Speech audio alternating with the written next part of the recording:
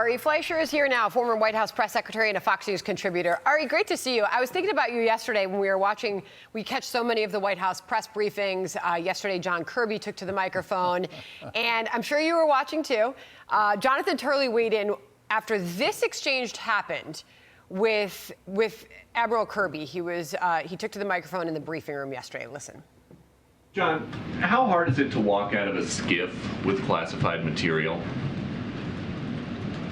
Everybody who goes into a skiff knows what the requirements are to go in, and knows what the requirements are to go out. You can't bring personal devices in, and you certainly can't leave with material unless that material is appropriately secured. You don't even get a fraction of that answer when you hear Karine Jean-Pierre, the press secretary, taking questions on this issue, Ari. Jonathan Turley immediately tweeted this: "Riddle me this. Why can the coordinator for strategic communications, John Kirby, answer basic questions about classification rules, but not the White House press secretary? Both appear in the press room to answer questions, and Kirby had no difficulty answering questions about the rules regarding the removal of classified docs from skiffs. No mantra or sending reporters to counsel for the president. The position of the White House has become entirely untethered," he says, "from any legal or logical justification. What remains is a calculated use of the investigation to stonewall the public and the press." Brings up an incredibly fair point. Why are they not answering more questions in those briefings? Yeah, the press secretary in this case, her political and personal needs dovetail perfectly with the stonewalling needs of the Biden White House. And that's why she won't answer any questions.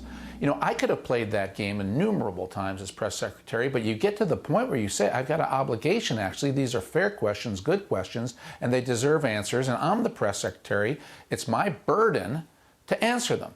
And that's what you do as press secretary. It's not, I mean, in so many ways, I would feel shamed if somebody else took to the podium and answered the questions that it was my job to answer. And I think a little bit of that is what you saw yesterday. And clearly, that was a moment that showed there are ways you can answer these questions that will not get in the way of the investigation, which is what Karine Jean-Pierre, says she is taking issue with. Okay, so live look at where we are about to see the president, Ari. And he is expected to tout the economy. In a moment where we are still experiencing sky-high inflation in this country, the cost of just about everything is higher. And while gas and oil went down for a little bit, it's on the way back up too. But he's going to tout the economy. And our reporter just said it is highly expected that he is going to take direct aim at Republicans. Why is he doing this, Ari? Well, it's smart politics to play offense in this business. You're either playing offense or defense, as the saying goes, and the facts of the economy would make you think that the Biden White House needs to play defense because inflation is so high, price of gas is still so high, home heating oil, electricity, all these factors that have hurt the American people in the pocketbook, and people know it. But if you're the Biden White House and you want to run for re-election, you've got to turn it around. And so you turn it around by bashing the other guy. An age-old Democrat bash on Republicans is that Republicans want to cut Medicare and Social Security. So that's what you're seeing, Sandra. This is a page out of Politics 101, and that's why this White House is determined to play offense. You know, I just take this opportunity to say that the numbers show that this is still not a healthy economic situation for so many in this country, Ari. Right. This survey, just out by Nationwide Retirement Institute survey, shows that the impact inflation is having on American households just over the past year is not good.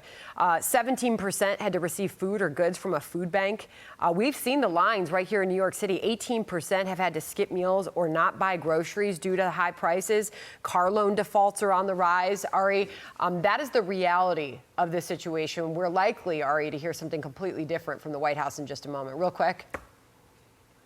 Yeah, President Biden has a weak hand, but he's trying to play it. He's trying to play it with offense. This is a huge opportunity for Republicans and the eventual Republican nominee to show that they can play better offense and use the truth and the facts about the economy against President Biden.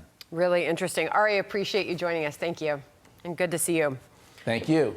I'm Steve Ducey. I'm Brian Kilmeade. And I'm Ainsley Earhart. And click here to subscribe to the Fox News YouTube page to catch our hottest interviews and most compelling analysis.